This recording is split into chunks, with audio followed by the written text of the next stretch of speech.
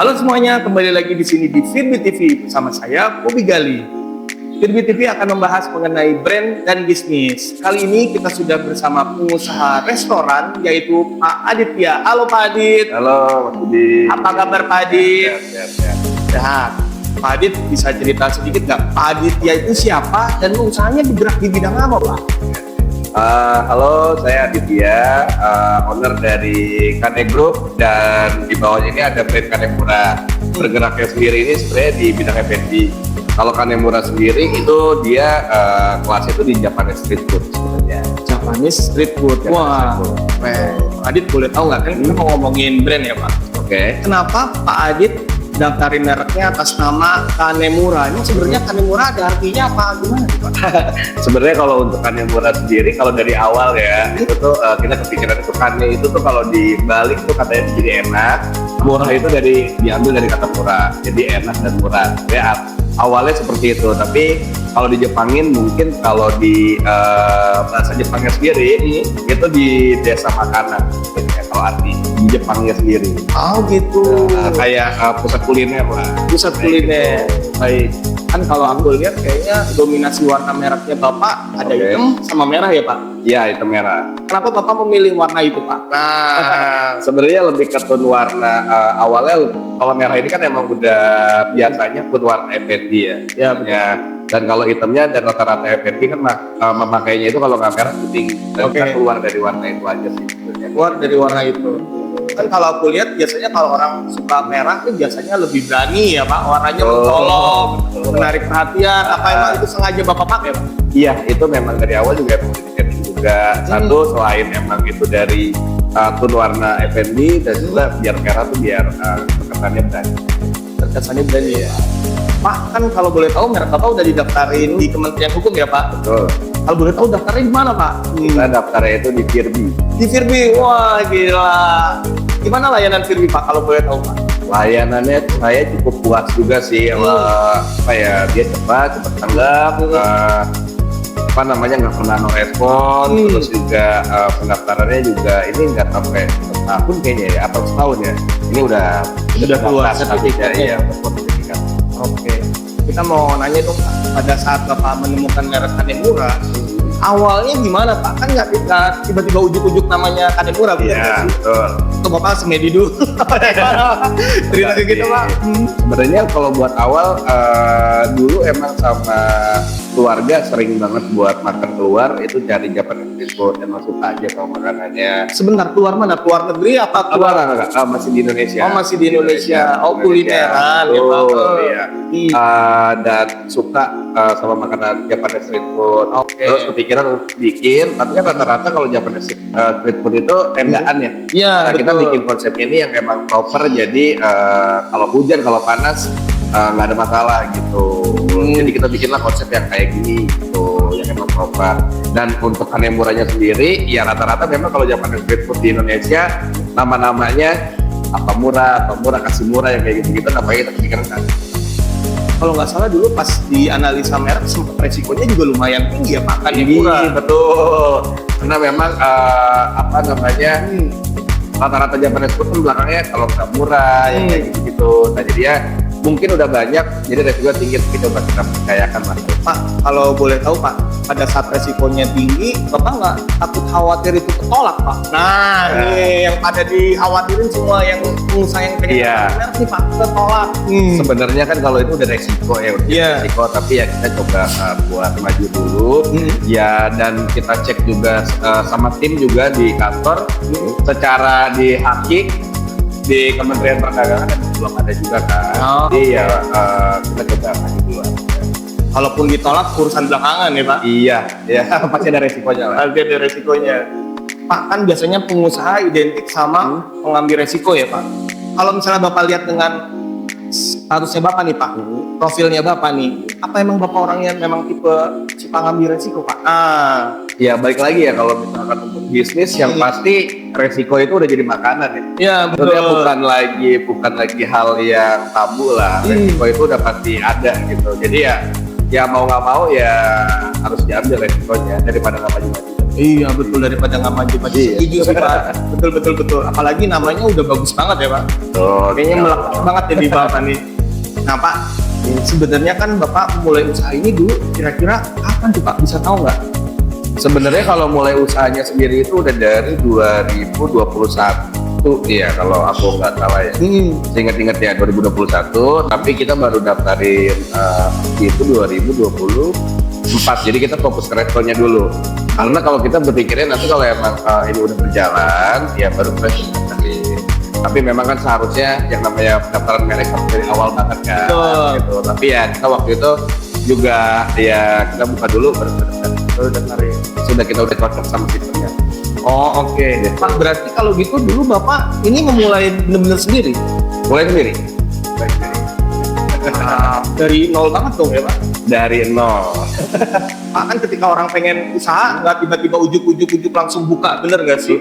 Awalnya kepikirannya gimana Pak? Tiba-tiba Bapak pengen buka bisnis restoran kayak gitu? Iya, sebenarnya awalnya juga konsepnya kan nggak begini ya, konsepnya juga emang street food. Jadi awalnya kita buka tuh di Sawangan Depok. Oke. Gitu yang emang nggak langsung sebesar ini. Gitu ya. Gede banget. Iya. Lupa. Mungkin setengahnya dari inilah mungkin kalau awal-awal dulu, dan konsepnya pun juga nggak langsung yang paten begini gitu. Jadi ya seiring berjalannya waktu udah oke sama konsepnya, udah oke sama produknya, udah oke sama sistem bisnisnya, baru kita daftarin, baru kita mulai buat bisnis yang lain. Oh, berarti ibaratnya pas pertama Bapak trial dulu di Sawangan ya Pak? Iya betul. Nah, kalau Bapak tuh pada saat menjadi usaha gini sempat kerja dulu di orang atau langsung? Sempat. Aku dari 2014 ya. 2014 pertengahan tuh emang udah di bidang F&B franchise. Gitu. Maksudnya ya. kerja di tempat orang? Iya kerja di tempat orang. Kerja di orang. Dari 2014, 2018 coba bikin sendiri, gagal. 2020 bikin lagi, gagal. 2021 baru bikin. Nah kalau boleh tahu Pak, belajar dari Bapak nih, kan Bapak bilang tadi gagal ya Pak? Nah itu sebenarnya di apa sih Pak biasanya? Kenapa Bapak bisa gagal Pak? Kalau kita review sedikit ya Pak. Sebenarnya kalau yang kita pelajarin lebih ke di bisnis ini kan ada yang namanya blue line, ada red line, ada black line. Nah itu tuh boleh dijelasin dulu nggak satu-satu Pak sekilas Pak? sebenarnya gini, kalau untuk di bisnis ini ada yang namanya red line. Red line ini udah yang banyak pemainnya lah ya, kayak coffee shop misalkan itu red line tuh. Terus kalau kayak laundry itu red line tuh, pemainnya kan udah banyak, kompetitornya udah banyak. Tapi kalau kayak Japanese street food ini kan kompetitornya sedikit banget. Mungkin yang besar sekelasnya kita mungkin di Hokben ya. Nah itu yang besarnya gitu. Nah kalau misalkan yang kecil-kecilnya itu mungkin ada, tapi namanya nggak muncul ke permukaan. Nah, makanya kita mainnya di blue line ini, gitu. Dan ya kita coba pelajarin minusnya ada di mana, kita perbaikin dulu. Nanti cara kalau misalkan omset lagi sepi, cara naikinnya gimana kita pelajarin. Kalau kita udah, terus kita open franchise. Oh, sih berarti ini di franchise ini? Iya, di franchise. Wow, keren banget. Makanya kan kita daftarin 2 kode. Iya, dua merek ya Pak. Kelas 43 untuk jasa restorannya, Sama dan 35 kelas ya. 35 betul untuk penjualan online, franchise, sama Betul. buka toko fisik. Pak, bisa tahu nggak sih? Kan kadang-kadang kalau aku lihat ya Pak, kayak kita ini kan di pinggir jalan besar ya Pak.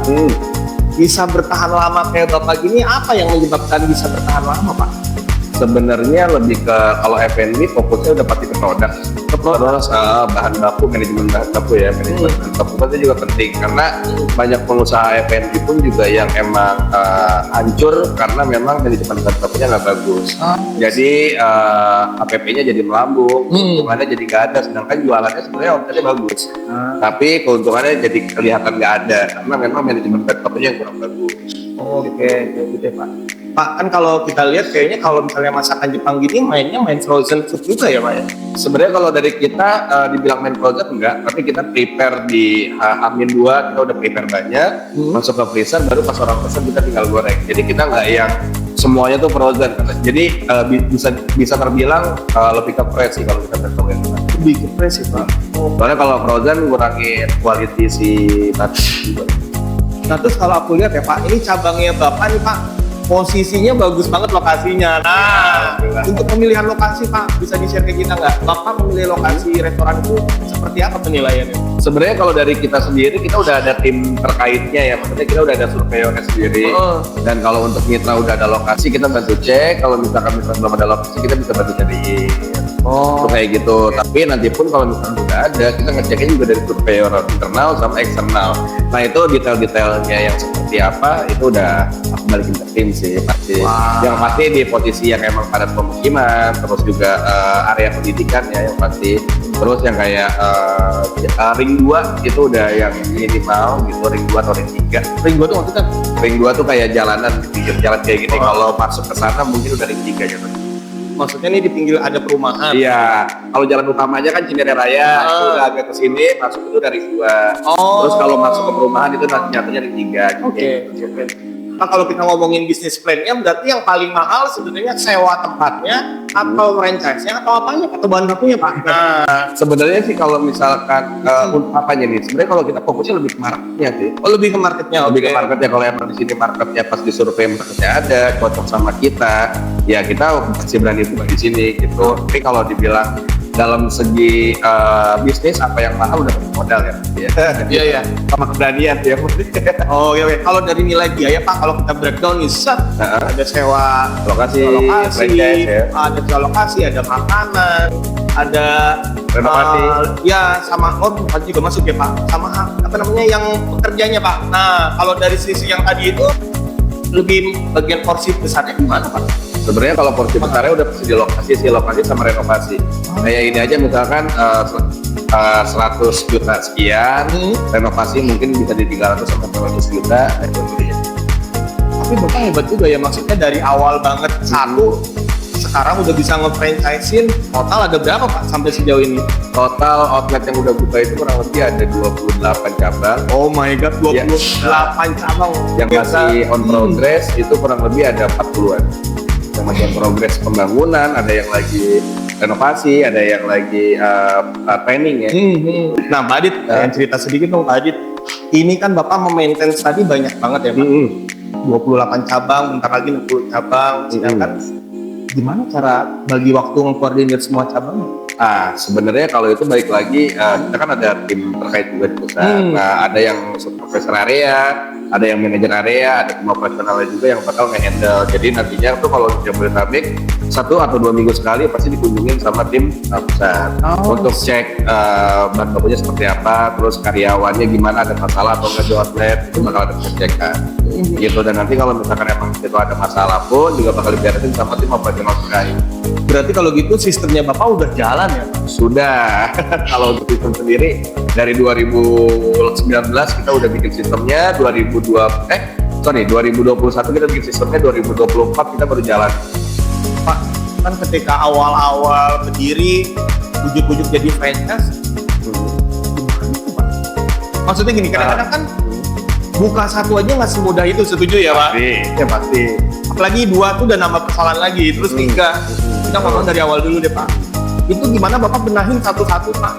Sebenarnya bukan dibenahin sih, kita kan yang tadi aku ceritain, kita buka satu outlet, ada masalah di situ, kita benahin masalahnya, terus nanti kalau emang ternyata solusi dari masalah itu udah paten, baru kita open franchise. Jadi kalau jadi saat nanti buka 2 cabang, 3 cabang, nah kalau misalkan ada masalah di cabang kedua, cabang ketiga, cabang keempat, dan ternyata masalahnya sama, kita udah punya solusinya pasti. Kita udah belajar dari outlet pertama. Oh, I see. Ya betul-betul. Jadi learning by doing ya Pak? Betul. Dan kalau misalkan memang ternyata di hotel yang pertama pun kita udah selesaikan nggak berjalan, kita nggak akan dapat franchise. Oh, keren. Gitu. Pak, sebenarnya keunggulan dari Kanemura apa sih Pak masakannya? Menunya deh. Sebenarnya gini, kalau untuk keunggulannya sendiri, kita kalau di apple to apple sama kompetitor yang memang sama, harga kita jauh lebih murah. Kualitas produknya juga udah pasti kita pakai bahan baku yang grade A, yang sama udah kayak sekelas restoran ya yang Jepang punya ya. Terus harganya mungkin 50% di bawahnya, jadi bisa dijangkau sama anak bawah. Wah, keren. Gitu. Nah Pak, mau tanya lagi dong Pak. Kadang-kadang kan gini, bagi pengusaha yang di awal, ya Pak, pasti kan kalau misalnya kita jalanin sendiri bingung. Tapi kadang-kadang mau franchise juga pasti agak lebih mahal. Oke, betul. Kalau saran Bapak di awal mendingan sendiri buka atau dia franchise. Nah, ini kadang-kadang kalau franchise suka pelajarin sistemnya gitu loh. Iya. Nah, gimana caranya Pak? Oke. Sebenarnya kalau misalkan disuruh pilih ya, sebenarnya semuanya ada plus minus ya. Kalau untuk franchise itu mungkin biayanya jauh lebih mahal dibanding sendiri. Yes. Itu udah pasti. Tapi yang kenapa sih orang-orang rata-rata ngambil franchise, karena memang udah sistemnya udah teruji. Oh, Terus kalau misal decision maker yang emang kalau misalnya ada masalah ini harus penyelesaiannya seperti apa, itu udah pasti dari franchise. Itu kayak gitu, dan menunya pun juga udah teruji sama market gitu. Oh, Jadi tinggal berjalan aja gitu, nggak harus trial and error lagi, nggak harus coba gini begini jalan kayak itu lagi. Oh, ibaratnya nanti kalau misalnya orang pengen buka, mendingan sabar sedikit, mending cobain franchise dulu gitu Iya ya Pak. bisa, atau kalau mau sendiri dan emang ada tim ahlinya ya bisa coba sendiri juga nggak ada masalah. Tapi memang rata-rata mitra kita yang kita temuin malah mereka udah buka brand apa nggak berjalan, mereka ambil franchise kita. Oh, Jadi kan 2 kali modal ya. keluar ya bener. Oh iya bener juga ya Pak, bisa Iya. jadi 2 kali malah uang keluar. Ya tapi ya itu udah ada plus minusnya lah Pak. Gitu. Pak, Bapak sendiri sebagai pembuka franchise, ada nggak sih ketakutan Pak yang misalnya dia pertama franchise di Bapak, tiba-tiba dia buka sendiri dengan sistem yang sama. Nah, itu gimana tuh Pak? Sebenarnya kalau di kita udah ngejaga SOP-nya dan di MOU kita pun juga udah tertulis ya. Maksudnya kalau misalkan nantinya franchise sama kita 3 tahun atau 5 tahun terus dia mau buka sendiri, sebenarnya nggak ada masalah juga sih. Gitu. Kalau emang mau buka sendiri, tapi ya emang beberapa kebanyakan orang yang emang terlalu terburu-buru ya.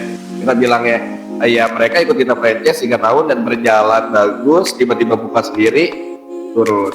Karena kan memang ada beberapa poin atau beberapa strategi yang mungkin emang kita nggak buka. Contohnya kayak marketing gitu, marketing online dan marketing offline itu kan yang ngejalanin semuanya dari pusat. Oh iya bener. Jadi yang namanya event itu semuanya pasti soal marketing. Kalau omset lagi turun, marketing kita yang naikin gitu. Nah itu nggak semua owner bisa sih. Betul. Sama mungkin brandnya Pak. Brand mungkin gitu kan. Karena Kalau udah nggak pakai kita, udah pasti udah kita copot. betul. Dan mungkin orang juga mempertahankan atau menaikkan brand itu nggak semudah yang kita pikirin, bener nggak? Oh Pak? iya betul, pasti dong. Dan itu ada biaya investment marketingnya ya Pak. Iya betul. Nah, kalau boleh tahu untuk franchise di Bapak kan tadi Bapak bilang 3 sampai 5 tahun. Udah mau ngebuka sendiri nggak sih berapa kira-kira Pak kalau mau franchise? Oh kalau misalkan franchise itu kita startnya itu di 245 juta. 245 juta. Itu tergantung dari lokasi atau tergantung dari apa nominal? Tergantung dari konsep. Karena kan kita kan ada 2 brand, sebenarnya ada Kanemura, ada Kaneramen. Nah itu tergantung tuh mau Kanemurato atau sama Kaneramennya. Dan itu pun tergantung sama tempat lokasi yang dipilih juga. Kalau kayak gini udah pasti yang paling besar. Tapi kalau yang kecil-kecil pun juga kita ada kayak yang Purwokerto itu yang kecil. Yang di Beji juga nggak yang kecil nggak sebesar itu. Atau kalau nggak Bapak boleh disebutin kemana aja Pak kalau kita mau makan Kanemura, silakan Pak. Ada kalau untuk Jabodetabek ya, ada di Bogor, ada di Depok, ada di Sawangan Depok, ada di Cinere, ada di Pondok Kelapa, ada di Jakarta Selatan itu di daerah Duren 3 ya. Terus banyak. Wah, Cek banyak. Google Maps aja deh. Langsung ke Google Map, tik apa Pak? Kanemura. Kanemura. Pak, kan kalau aku lihat Bapak udah pakai strategi online-nya kalau nggak salah ya Pak. Betul. Bapak sendiri pakai strategi online-nya pakai media apa aja Pak? Kalau boleh tahu bisa di-share ke kita Pak. Online untuk penjualan atau online untuk branding? Bebas Pak, dua-duanya. Iya, sebenarnya kalau penjualan kita ya pakai sama Grab, sama GoFood, sama Shopee ya. Tapi kalau untuk marketing untuk menunjang omset, sebenarnya ya beberapa pakai KOL juga. Terus pakai media-media yang emang lokal kayak misalkan Info Depok kalau di Depok gitu kan. Ya pokoknya media lokal. Terus juga Tribun dan lain-lain lumayan banyak juga. Berarti kalau gitu sekarang online udah mulai berpengaruh ya Pak? Pasti dari 2021 2020-an lah ya itu orangnya Berimpact banget sama bisnis. wajib sih kayaknya. Oh, udah. Wajib iya. Atau jangan-jangan Bapak udah ada website-nya juga? Websitenya kalau untuk company-nya, kalau untuk perusahaannya PT-nya ada, tapi kalau untuk brand Kanemuranya sendiri itu Nah, kalau pengen lihat perusahaannya Bapak Pak, silahkan sebutin website-nya. iya sebenarnya bisa dibuka kanegroup.com atau infinitykanepusantara.com.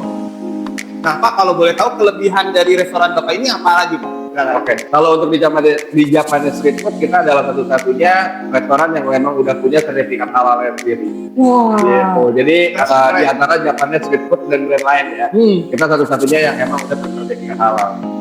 Wah, banyak banget kelebihannya ya Pak untuk bisa franchise di tempatnya Bapak. nggak cuma franchise, nikmati makanannya juga udah pasti ya Pak. Oh, udah enak jadinya. Nah pemirsa, sekian tayangan Virgi TV kali ini. Kalau pemirsa ingin tahu mengenai perusahaan kami, bisa langsung kunjungi di website kami di www.virgipatent.com.